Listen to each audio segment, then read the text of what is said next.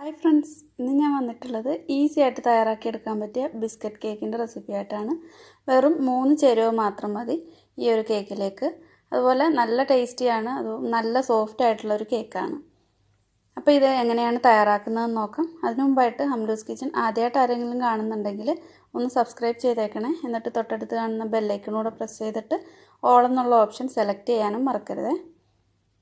അപ്പോൾ ഈ കേക്ക് എങ്ങനെയാണ് തയ്യാറാക്കുന്നതെന്ന് നോക്കാം.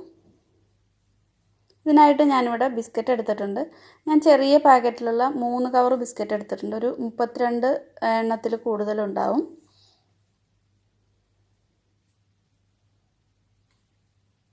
കുറച്ച് അങ്ങോട്ടോ ഇങ്ങോട്ടോ 1-2 ബിസ്ക്കറ്റ് കൂടുക കുറേ ചെയ്തെന്നും പറഞ്ഞിട്ട് പ്രശ്നമൊന്നുമില്ല. ഇത് ഒരു മിക്സിയുടെ ജാറിലേക്ക് ചേർത്തിട്ടുണ്ട്. ഇതിനി നന്നായിട്ടൊന്ന് പൊടിച്ചെടുക്കണം. അപ്പോൾ ഇതിലേക്ക് നല്ല മധുരം ഉണ്ടാവും ബിസ്ക്കറ്റിന്. എന്നാലും ഞാൻ 1 ടേബിൾ സ്പൂൺ പഞ്ചസാര കൂടി ചേർക്കുന്നുണ്ട്. ഇത് ഓപ്ഷണലാണ്. അപ്പോൾ ബിസ്ക്കറ്റ് നന്നായിട്ട് പൊടിച്ചെടുത്തിട്ടുണ്ട്. ഇതിലേക്ക് ഇനി 1 കപ്പ് പാൽ ചേർത്ത് കൊടുക്കുന്നുണ്ട്. തണുപ്പില്ലാത്ത പാലാണ് വേണ്ടത്. ഇതിലേക്ക് 1 ടീസ്പൂൺ ബേക്കിംഗ് പൗഡർ ചേർത്തിട്ടുണ്ട്. ഇതിനി നന്നായിട്ടൊന്ന് ബ്ലെൻഡ് ചെയ്തെടുക്കാം. ഇനി ഇത് ബേക്ക് ചെയ്യാൻ വേണ്ടിയിട്ടുള്ള ഒരു 6 ഇഞ്ചിൻ്റെ ഒരു പാത്രമാണ് ഞാൻ എടുത്തിട്ടുള്ളത്. ഇതിലേക്ക് ഒഴിച്ചു കൊടുക്കാം.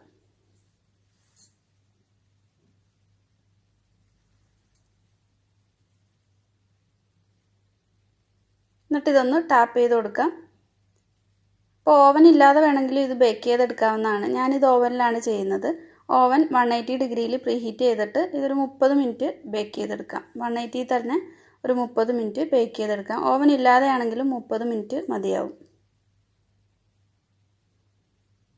ഇപ്പോൾ കേക്ക് ബേക്ക് ചെയ്തെടുത്തിട്ടുണ്ട്. നന്നായിട്ട് തന്നെ കുക്കായി വന്നിട്ടുണ്ട്.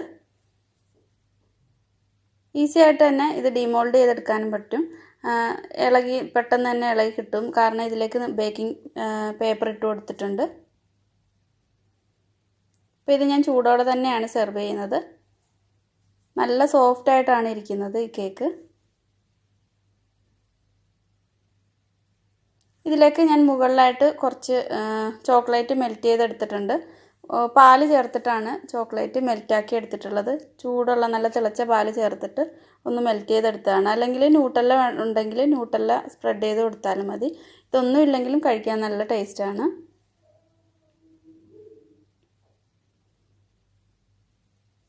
അപ്പോൾ ഒന്ന് ഡെക്കറേറ്റ് ചെയ്യുന്നതിനായിട്ട് ഇതിൻ്റെ മുകളിലായിട്ട് 2-3 ബിസ്ക്കറ്റും വെച്ച് കൊടുത്തിട്ടുണ്ട്.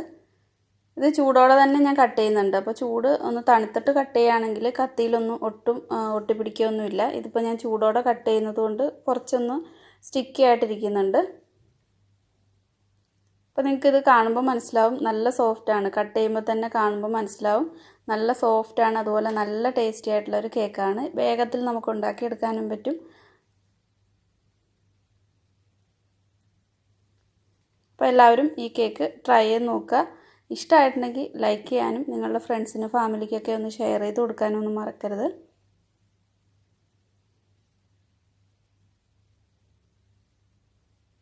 Thank you.